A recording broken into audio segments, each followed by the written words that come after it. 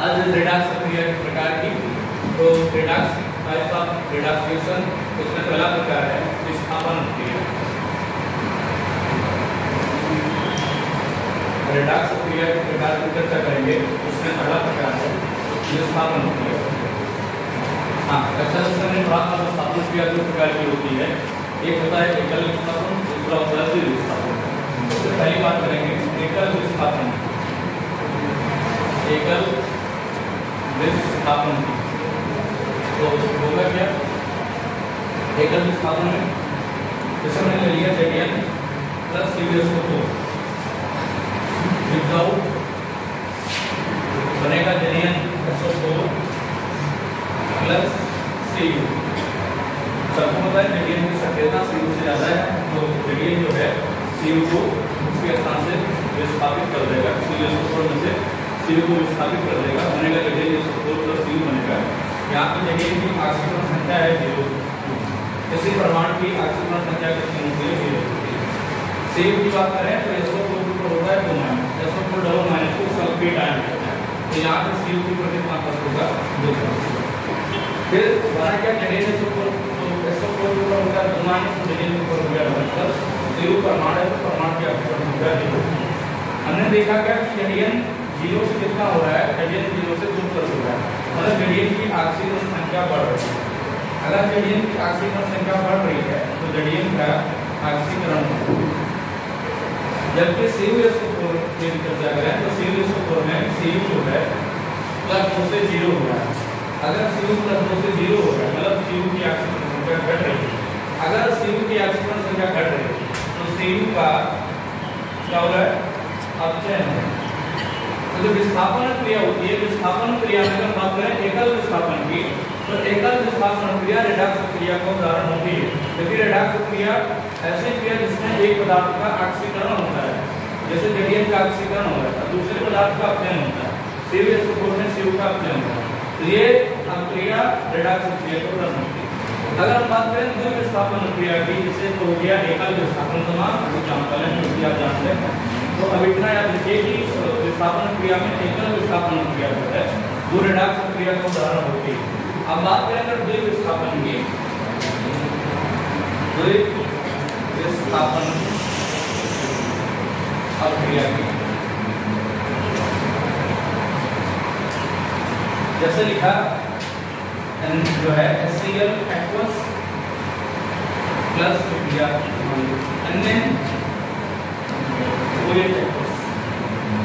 एक हमने अम्ल ले लिया, एक साथ ले लिया, बना क्या उससे? बना NaCl प्लस क्या बना? H2। तो आपको पता है H प्लस होता है, Cl क्या होता है? माइनस, Na प्लस होता है, OH क्या होता है? माइनस। बेसिक सिखाते हैं। और यहाँ पे क्या बना? Na प्लस और Cl माइनस। H2 का होता है HOH, तो H प्लस और OH क्या होता है? यहाँ पे आप देख रहे हैं अगर इधर जो है अभिकारक साइड में H प्लस है तो उत्पाद साइड में भी गया H प्लस है। अगर अभिकारक साइड में Cl माइनस है तो उत्पाद साइड में भी गया Cl माइनस। अगर अभिकारक साइड में Na प्लस है तो यहाँ भी Na प्लस है और यहाँ OH माइनस है, यहाँ भी मतलब कि जितने भी अभिकारक और उत्पाद वाले तत्व हैं, हमने देखा सारे तत्वों की ऑक्सीकरण संख्या नियत है, फिक्स है, बदल नहीं रही है। तो हम लोग बोल सकते हैं जो द्वि विस्थापन क्रिया होती है ये रेडॉक्स क्रिया का जो है उदाहरण नहीं होती, क्योंकि ना तो इसमें किसी पदार्थ का ऑक्सीकरण होता है और ना किसी पदार्थ का क्या होता है? अपचयन। तो इसलिए याद रखना चाहिए द्वि विस्थापन क्रिया, विस्थापन क्रिया में एकल विस्थापन क्रिया को होती है रेडॉक्स क्रिया का उदाहरण, लेकिन द्वि विस्थापन क्रिया जो है यह रेडॉक्स क्रिया का या रेडॉक्स क्रिया उदाहरण नहीं, या रेडॉक्स क्रिया का उदाहरण नहीं। क्यों नहीं होती? हमने बताया कि इसमें जो भी उदाहरण का उत्पादन है और उस बात को इसमें कह दिया AgCl, हमने कह दिया कि ये लूनार कास्टिक ले लिया प्लस NaCl हो गया, विदाउट बनाया क्या? Na plus AgCl Na plus Ag, बात एक Ag के ऊपर एक प्लस है, NO3 के ऊपर एक माइनस है, एन ए प्लस होता है सीएल क्या होता है माइनस एन ए प्लस होता है NO3 माइनस होता है Ag प्लस होता है सीएल माइनस होता है। तो बात है कि Ag अगर यहाँ पे Ag प्लस में है तो उत्पाद साइड में भी क्या है Ag प्लस में NO3 यहाँ माइनस है तो वहाँ भी माइनस है Na प्लस है अभिकारक साइड में तो उत्पाद साइड में भी Na प्लस है यहाँ पे Cl माइनस है तो वहाँ पे Cl माइनस है। तो इससे एक बात ये विदित हो गई कि जो द्वितीय विस्थापन क्रिया होती है रेडॉक्स क्रिया का उदाहरण नहीं है। अगर हम लोग बात करें वियोजन क्रिया का ठीक है सुनो वियोजन क्रिया में क्या है अब हम बात करेंगे वियोजन क्रिया की तो यहाँ से मैंने रिएक्शन लिखा है Ag2O से बन रहा है Ag प्लस O2 बैलेंस करना है O से गुणा और O2 उधर जो है ऑक्सीजन दर 1 है तो उधर आगे से गुणा। तो यहाँ पे यदि हम लोग Ag की ऑक्सीजन संख्या निकालेंगे तो Ag के ऊपर है +1 और ऑक्सीजन के ऊपर है -2। तो अगर बात करेंगे +1 से कितना हो रहा है 0 हो रहा है +1 से कितना हो रहा है 0। Ag की ऑक्सीजन संख्या +1 से 0 हो रही है। अगर +1 से 0 हो रही है मतलब Ag का क्या होगा अपचयन होगा। जबकि ऑक्सीजन की बात करें ऑक्सीजन की ऑक्सीजन संख्या -2 और -2 से कितना हो रही है 0 हो। जब ऑक्सीकरण संख्या बढ़ती है तो उसका क्या होता है ऑक्सीकरण होता है ऑक्सीकरण होता है। तो हम बोल सकते हैं कि वियोजन क्रिया होती है या भी वियोजन क्रिया होती है या भी रेडॉक्स अक्रिया का या भी रेडॉक्स अक्रिया का उदाहरण होगी। क्योंकि वियोजन क्रिया में एक पदार्थ का ऑक्सीकरण होता है तो दूसरे पदार्थ का क्या होता है अपचयन। एक क्रिया होती है असमानुपातन क्रिया। कौन सी क्रिया होती है असमानुपातन क्रिया। तो जो असमानुपातन क्रिया होती है यह भी एक प्रकार की रेडॉक्स क्रिया ही होती है। असमानुपातन क्रिया भी यह भी एक प्रकार का या एक प्रकार की रेडॉक्स अक्रिया का उदाहरण ही होती है या भी एक प्रकार की रेडॉक्स अक्रिया का उदाहरण होती इस अक्रिया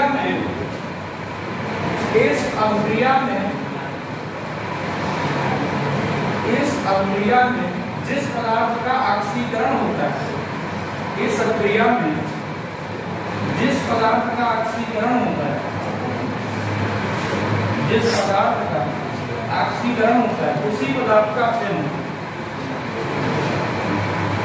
जिस पदार्थ का ऑक्सीकरण होता है उसी पदार्थ का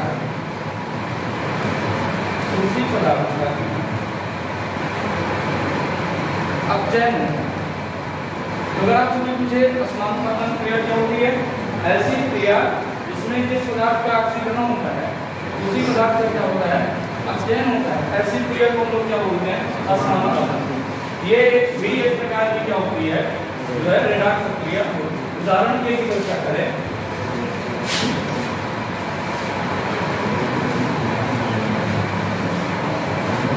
यदि हम बात करें रेडॉक्स क्रिया के उदाहरण की तो हमने लिख दिया Br2 plus OH minus gives out Br minus plus BrO3 minus plus H2।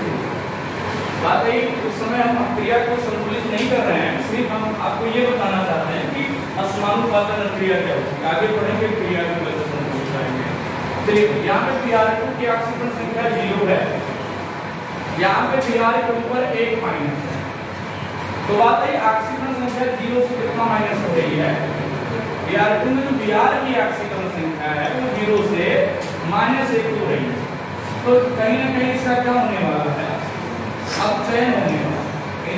इसका क्या होने वाला यहाँ पे यदि Br3 माइनस की ऑक्सीकरण संख्या निकालेंगे तो आएगी x प्लस 3 गुणे जिसकी ऑक्सीकरण संख्या निकालते हैं उसको x मान लेते हैं फिर बीच में क्या लगाते हैं प्लस फिर यहाँ पे जो गुणांक लिखा होगा जो भी तत्व है उसका जो गुणांक लिखा होगा उसको आगे लिखा जाएगा। लिखा जाएगा प्लस 3 गुणे O की ऑक्सीकरण संख्या, सामान्यतः O की ऑक्सीकरण संख्या कितनी होती है -2 बराबर में, अगर ऊपर प्लस लिखा है तो प्लस लिखेंगे और अगर माइनस लिखा है तो क्या लिखेंगे माइनस 1 हो जाएगा, कुछ नहीं लिखा तो 0। तो x माइनस जो है से बराबर -1, x बराबर कितना हो जाएगा प्लस, यहाँ पे अगर Br की ऑक्सीकरण संख्या निकालोगे तो कितनी आएगी +5 आएगी। तो 0 से ऑक्सीकरण संख्या हो रही है Br2 में Br है उसकी ऑक्सीकरण संख्या 0 से हो रही है +5, मतलब ऑक्सीकरण संख्या क्या हो बढ़ रही है। जब ऑक्सीकरण संख्या बढ़ती है तो क्या होता है ऑक्सीकरण, एक पदार्थ का ऑक्सीकरण हो रहा है, यहाँ पे Br2 का जो है ऑक्सीकरण हो रहा है और Br2 का क्या हो रहा है अपचयन हो रहा है। जब Br2 का ये ऑक्सीकरण हो रहा है, Br2 का अपचयन हो रहा है, तो बोलेंगे क्या कि जिस क्रिया में जिस पदार्थ का ऑक्सीकरण यदि उसी पदार्थ का अपचयन होगा तो उसी क्रिया को हम क्या बोलेंगे रेडॉक्स असमानुपातन क्रिया, जो कि किसके अंतर्गत आएगी रेडॉक्स क्रिया के अंतर्गत। जैसे मैंने कह दिया NaOH प्लस Cl2, अगर माध्यम जो है ठंडा रहा तो क्या होगा, अगर माध्यम ठंडा है तो बनेगा यहाँ पे बनता है NaCl प्लस, अगर माध्यम ठंडा है तो बनेगा NaOCl प्लस क्या बनता है H2O। बैलेंस की बात है, बैलेंस बात नहीं करेंगे, पहले हम ये बताना चाहते हैं कि ये क्रिया संतुलित है कि ये क्रिया असमानुपातन क्रिया है कि नहीं। बात करेंगे Na के ऊपर 1 प्लस O की ऑक्सीकरण संख्या निकालोगे कितना आएगी -2, H के ऊपर कितना आएगा +1। तो Na के ऊपर 1 प्लस है, O के ऊपर -2 है, H के ऊपर +1 है। Cl2 की ऑक्सीकरण संख्या अगर निकालोगे तो अणु है और ये अणु समान प्रकार के परमाणु से मिला है, मिलकर बना है, अतः इसकी ऑक्सीकरण संख्या कितनी हो जाती है 0। NaCl की बात करें तो Na के ऊपर +1 आएगा और Cl के ऊपर कितना आएगा -1। NaOCl की बात करें तो यहाँ पे Na के ऊपर आएगा +1, O के ऊपर आएगा -2 और Cl के ऊपर कितना आएगा -1 आएगा, -1 नहीं आएगा। अब यहाँ पे Cl के ऊपर कितना आएगा +1 आएगा। जब ऑक्सीकरण संख्या NaOCl निकालोगे तो आएगा +1। H2O की बात करें तो H ऊपर आएगा +1 और O के ऊपर कितना आएगा -2। जितने भी हैं यहाँ पे अगर Na के ऊपर 1 प्लस है तो जो है ऊपर साइड में भी Na के ऊपर कितना प्लस है 1 प्लस है। यहाँ पर अगर देखा जाए NaOH में O के ऊपर अगर -2 है तो H2O में भी O के ऊपर कितना है -2 और NaOCl में भी O के ऊपर कितना है -2। अगर H के ऊपर यहाँ पे +1 है तो H2O में भी H के ऊपर कितना है +1। किसकी मतलब यहाँ पे ना तो Na की ऑक्सीकरण संख्या बदल रही है, ना ऑक्सीजन की बदल रही है, ना किसकी बदल रही है हाइड्रोजन की बदल रही है, तो किसकी बदल रही है Cl की। यहाँ पे Cl2 की अगर बात करें तो यहाँ पे Cl2 में Cl की ऑक्सीकरण संख्या 0 थी और यहाँ पे Cl की ऑक्सीकरण संख्या कितनी है -1, मतलब ऑक्सीकरण संख्या 0 से कितना हो गई है -1। ऑक्सीकरण संख्या घट रही है। अगर ऑक्सीकरण संख्या घटती है तो क्या होता है, अगर ऑक्सीकरण संख्या घटती है तो अपचयन होता है, तो क्या होता है अपचयन। और बात करें यदि यहाँ पे देखा जाए Cl2 में Cl की ऑक्सीकरण संख्या 0 है तो यहाँ पे Cl की ऑक्सीकरण संख्या कितनी है +1 है। तो 0 से कितना हो रहा है 0 से हो रहा है +1, 0 से कितना हो रहा है +1, मतलब ऑक्सीकरण संख्या क्या हो रही है बढ़ रही है। तो यहाँ पे Cl2 में Cl का क्या होगा ऑक्सीकरण, Cl2 में Cl का होगा। और ऐसी क्रिया जिसमें जिस पदार्थ का अपचयन होता है यदि उसी पदार्थ का क्या होता है ऑक्सीकरण होता है, तो ऐसी क्रिया को हम लोग कौन सी क्रिया बोलते हैं असमानुपातन क्रिया।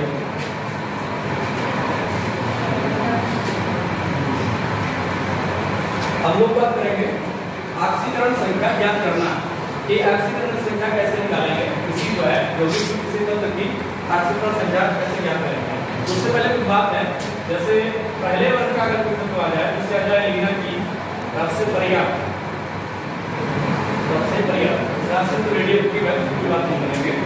तो बात अगर पहले वर्ग का कोई तत्व आता है तो उसकी ऑक्सीकरण संख्या कितनी होगी +1।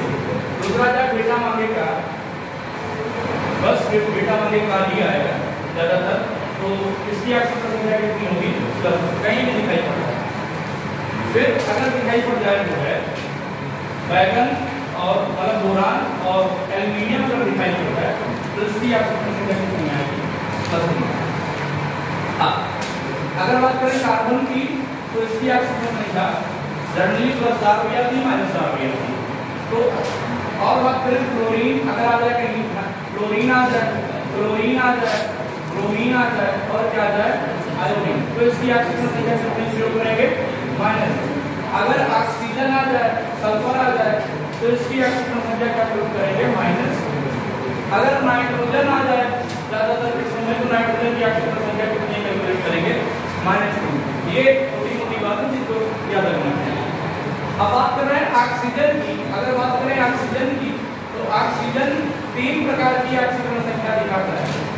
एक तो ऑक्सीजन बनाता है O double minus, O double minus को कहते हैं ऑक्साइड, O डबल माइनस को क्या कहते हैं ऑक्साइड। 95% केस में हमको ऑक्साइड ही मिलने वाला है और ऑक्साइड के केस में ऑक्सीजन की ऑक्सीजन संख्या कितनी होती है -2।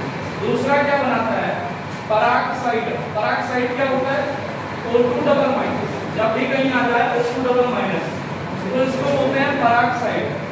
और पराक्साइड के केस में ऑक्सीजन की जो ऑक्सीजन संख्या होती है वो कितना होती है -2। तीसरा अगर कहीं आ जाए O2 माइनस तो O2 माइनस को बोलते हैं सुपर ऑक्साइड, O2 माइनस बोलते हैं सुपर ऑक्साइड। सुपर ऑक्साइड के केस में ऑक्सीजन की ऑक्सीजन संख्या कितनी होती है माइनस जो है 1/2। ये 95% मिलने वाला है। ज्यादातर केस में ऑक्सीजन की ऑक्सीजन संख्या कितनी होगी -2। फिर जो है 4% ऑक्सीजन की ऑक्सीजन संख्या क्या मिलेगी -1। 11% क्या मिलेगा सुपर ऑक्साइड। जैसे मैंने कह दिया मुझे निकालना है HNO3 में N की ऑक्सीजन संख्या, तो जिसकी ऑक्सीजन संख्या निकालना होगा उसको X मान लेते हैं। माना कि नाइट्रोजन की ऑक्सीजन संख्या ऑक्सीडेशन नंबर कितना है X। लिखते कैसे सबसे पहले लिखेंगे H की ऑक्सीकरण संख्या, सबसे पहले लिखेंगे H की ऑक्सीकरण संख्या। H के बाद जब नाइट्रोजन पे जाएंगे तो पहले प्लस लगाएंगे, प्लस का सही लगाएंगे, प्लस लिखेंगे नाइट्रोजन की ऑक्सीकरण संख्या। नाइट्रोजन के बाद यदि ऑक्सीजन पे जाएंगे तो लिखेंगे +3 गुणे O की ऑक्सीकरण संख्या बराबर ये न्यूट्रल स्पीशीज है, इसके ऊपर प्लस है, इसके ऊपर क्या है माइनस, तो बराबर क्या लिख देंगे 0। अब हाइड्रोजन की जो ऑक्सीजन संख्या होती है अगर हाइड्रोजन अधातुओं के साथ हाइड्रोजन +1 ऑक्सीजन संख्या भी दिखाता है और हाइड्रोजन -1 ऑक्सीजन संख्या भी दिखाता है। +1 कब दिखाता है जब वह अधातुओं के साथ जुड़ा, तो हाइड्रोजन यहाँ पे नाइट्रोजन भी अधातु है ऑक्सीजन भी अधातु है, मतलब हाइड्रोजन जुड़ा तो ऑक्सीजन के साथ है। एक बात बता रहे हैं कि अगर आपको पहचानना है कि ये भी अधातु है ये भी अधातु है तो कहीं ना कहीं हाइड्रोजन किससे जुड़ा होगा अधातुओं के साथ ही जुड़ा होगा, तो हाइड्रोजन की ऑक्सीजन संख्या कितनी हो जाएगी +1। वैसे हाइड्रोजन जुड़ा किसके साथ है ऑक्सीजन के साथ। चलिए H की ऑक्सीजन संख्या हो जाएगी +1। नाइट्रोजन जिसकी निकालना प्लस को X मान लेते हैं +3 गुणे O की ऑक्सीजन संख्या जो मैंने कहा 95% कैसे कितना हो जाएगी -2। जहाँ आपको नहीं दी जाएगी वहाँ पर वो चर्चा करेंगे। तो +1 + X + 3 गुणे -2 बराबर कितना हो जाएगा 0। तो +1 + X -से बराबर 0, माइनस से +1 कितना हो जाएगा -5 बराबर 0। X बराबर कितना आ जाएगा +5। HNO3 में नाइट्रोजन की ऑक्सीजन संख्या +5 आती है। पता होना चाहिए नाइट्रोजन की ऑक्सीजन संख्या तो +5 आती है, लेकिन नाइट्रोजन जो अधिकतम मान होता है वो कितना बनाता है 4 बनाता है। नाइट्रोजन की ऑक्सीजन संख्या तो +5 आती है लेकिन मैक्सिमम मान कितना बनाता है मैंने कह दिया H2SO4 में सल्फर की ऑक्सीजन संख्या, तो जिसकी ज्ञात करना होगा उसको क्या मान लेते हैं X। माना S की ऑक्सीकरण संख्या बराबर जो है X, क्या लिखोगे हम यहाँ पे गिनती आई है तो ये गिनती आएगी आगे 2 गुणे H की ऑक्सीकरण संख्या, फिर लगाओगे अब H के बाद जाओगे S के पास तो लगाओगे प्लस S गुणे O की ऑक्सीकरण संख्या। S के बाद ऑक्सीजन पे जाएंगे यहाँ पे लिखा है 4, ये 4 जाएगा आगे +4 गुणे O की ऑक्सीकरण संख्या बराबर में लिखेंगे 0। बराबर में लिखेंगे 0, क्यों लिखेंगे 0 क्योंकि ना तो प्लस लिखा है ना तो माइनस लिखा है। हाइड्रोजन की होती है हाइड्रोजन की ऑक्सीजन संख्या कितनी होगी मैं बोल रहा हूँ सल्फर भी अधातु है ऑक्सीजन भी अधातु है, तो अगर हाइड्रोजन अधातु के साथ जुड़ा है तो उसकी ऑक्सीजन संख्या +1 है। वैसे हाइड्रोजन जुड़ा किससे है ऑक्सीजन से जुड़ा है, तो ऑक्सीजन अधातु ही है तो हाइड्रोजन की ऑक्सीजन संख्या